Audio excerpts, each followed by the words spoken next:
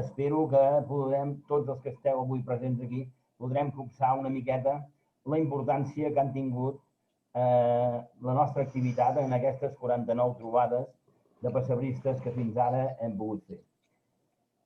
La proliferació de pessebres petits dins d'una caixa de fusta, els diorames, fets cada vegada més amb materials més suaus, més manejables, menys pesats i sobretot amb una bona il·luminació, poder-los fer a casa, no embrutar el pis, poder-los portar després en una exposició, al meu parer, des dels anys 50 i 60 del segle passat, va ser el motor de revifalla de moltes entitats que a poc s'han anat incorporant a la Federació Catalana. De tal manera que de bon principi eren molt poques, però actualment som un bon gruix. Avui toca per això parlar de les trobades.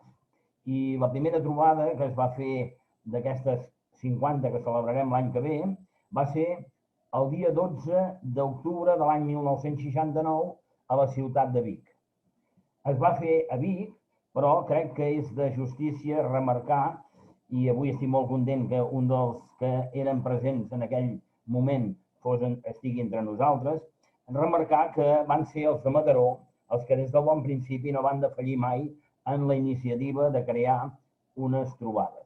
Josep Mola, que avui ens acompanya, com ha dit el president, en Jaume Oliveres i en Ramon Romeu, malauradament els dos ja morts, van ser les 3 persones que s'hi van implicar des de bon principi en voler fer una trobada de pessebristes al nostre país. Penseu que en aquells temps els grups pessebristes i sobretot les persones estaven molt desconnectats, no es relacionaven com ara. Es feien pessebres quasi bé a totes les ciutats, moltes cases, a molts llocs públics, però es coneixien molt poca gent d'una entitat, diguem-ho així, o d'una ciutat a l'altra. Al Nadal de l'any 1967, suposo que el senyor Mola després ens ho explicarà perquè ho va viure personalment, al Nadal de l'any 1967, els pessebristes de Mataró, en la seva exposició, van rebre la visita d'un grup de pessebristes de Vic que acompanyava mossèn Costa. Eren bons pessebristes, els va agradar l'exposició i en demanar a la gent de Mataró on podien anar a dinar, el grup de Mataró s'hi va afegir i van anar conjuntament a dinar.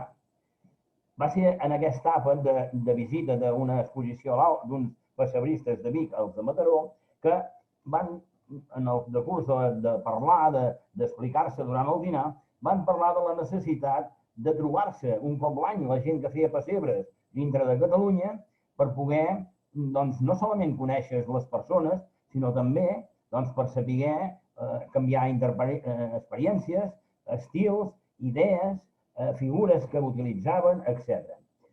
Quan van marxar aquests senyors, els de Mataró van començar a pensar que l'any següent, l'any 1968, podria ser possible de fer una primera trobada, que no va ser així.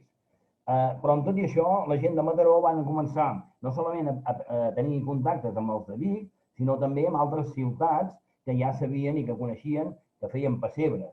En Ramon Romeu i Llanes, que en aquells anys era el president de Mataró, va enviar una carta a tots els grups que coneixia i és curiós una cosa, que en aquesta carta o en aquesta llista de primera gent que se'ls comunica la idea de fer una trobada, no hi surt l'Associació de Barcelona. Com sabeu, és l'associació més antiga del país, creada, segons uns, l'any 1860, però refundada després l'any 1921. Els de Mataró coneixien molt bé la gent de Terrassa i volien que els pessebristes de Terrassa fessin l'any 1968 una primera trobada. Per una raó, perquè a més celebraven o havien de celebrar els 25 anys de l'entitat.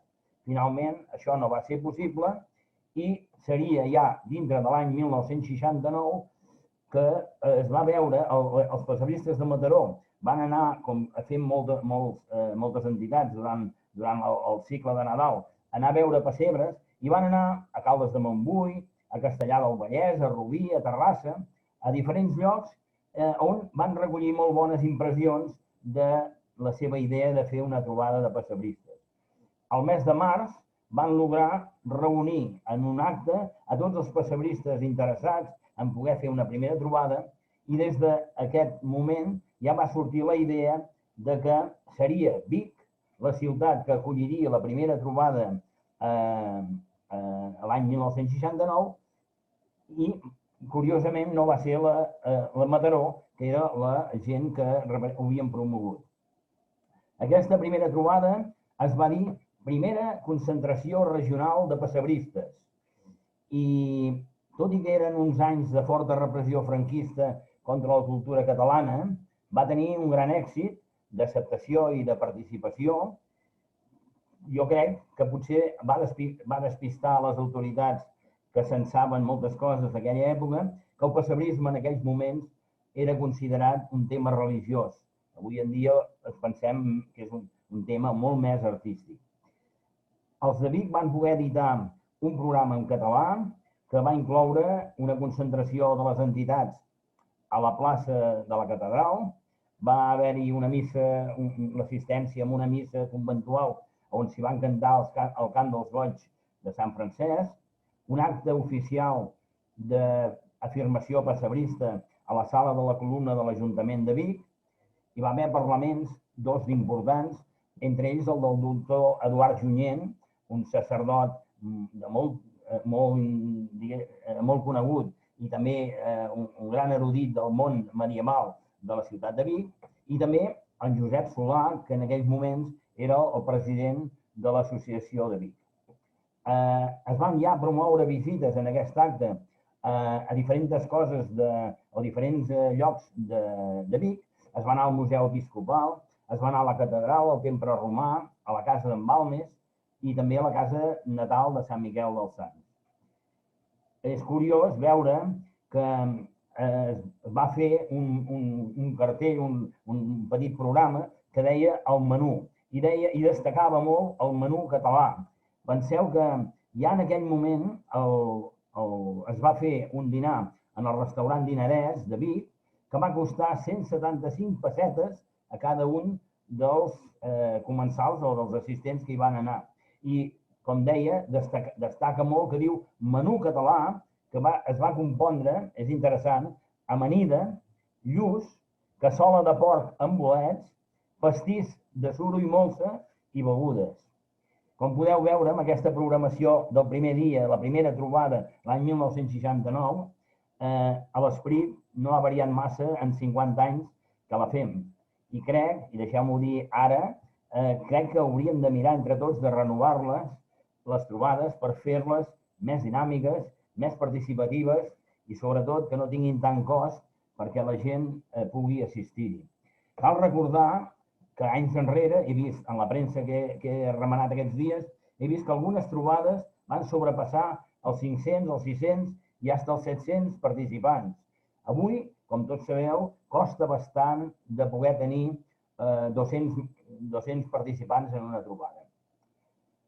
Abans de cloure la primera jornada de Vic, ja es va acordar que la propera, l'any 1970, la segona, la faria la Castellar del Vallès, que, com sabeu, hi ha el grup pessebrista de la Capella de Nostra Senyora de Montserrat, que va ser la que la va fer.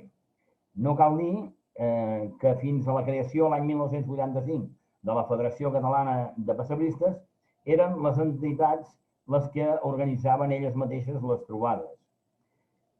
Deixeu-me dir una coincidència curiosa, i és que la Federació Espanyola de Belenismo, que avui tenim de president el company i amic, el Carles Tarragó, de Tarragona, doncs, de seguida que es va acabar la primera trobada, amb un èxit que va ser important, com he dit, a la ciutat de Vic, el president de la que llavors era la Federació Espanyola, Fernando Martínez Mateo, un també tarragoní, va enviar a tots els grups participants una carta i uns estatuts de la Federació Espanyola per tal d'invitar-los a que es federessin.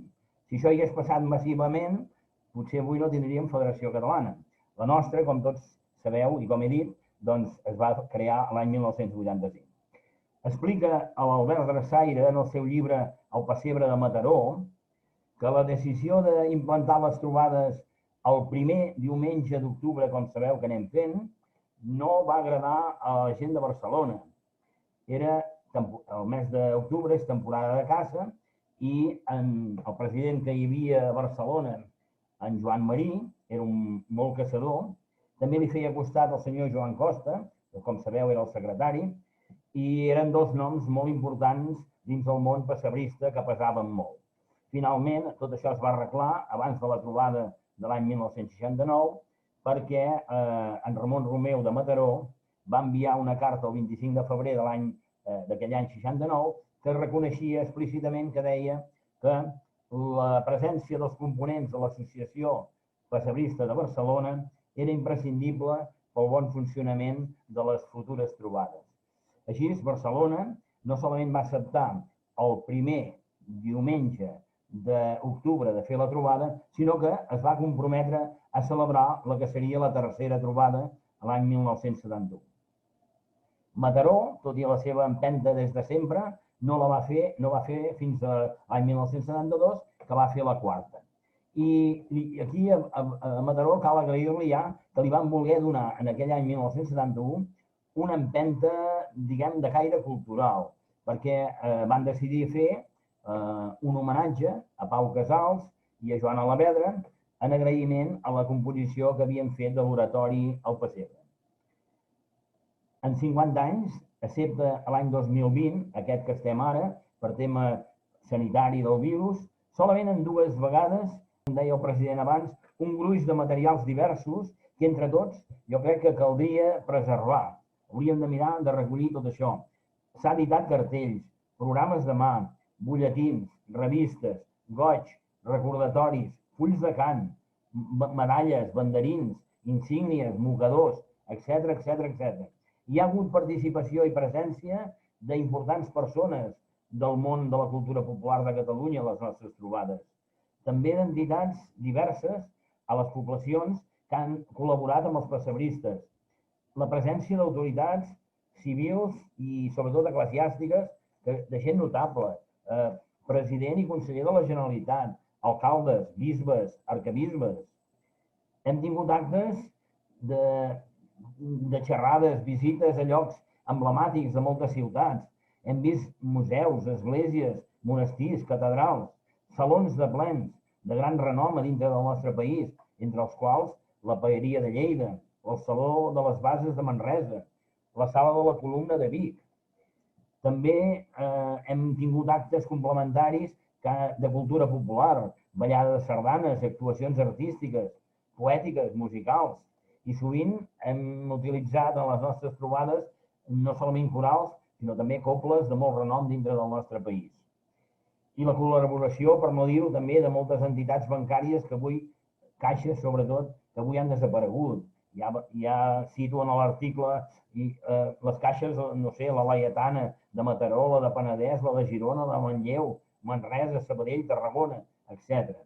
Podríem dir moltes coses sobre cada una de les trobades que s'han fet al llarg d'aquests anys, però soc conscient que és feixuc escoltar-ho telemàticament. Així que aniré donant pas a les últimes coses que vull dir, perquè molts de vosaltres teniu ganes de parlar i que després es pugui fer una bona taula rodona. Espero, però, que aquesta breu pinzellada hagi estat d'interès. M'agradaria reivindicar el poder de tenir en un sol arxiu federatiu tots els continguts que cada entitat aneu generant o heu generat, per tal que en el futur els historiadors poguessin valorar la importància que al llarg dels anys ha tingut aquest art que tant ens agrada i que massa sovint ens pensem que és efímer. Deixeu-me que feliciti a tots els pioners, a totes les entitats que van començar, que van fer possible la continuïtat d'aquestes trobades i, com no, a tots els que any rere any hem anat propiciant i fent costat a la Federació Catalana de Pessebristes en aquests 49 anys que hem ja celebrat. Endavant també Terrassa per l'any que ve i que sigui per molts anys més tothom. Moltes gràcies per la vostra atenció.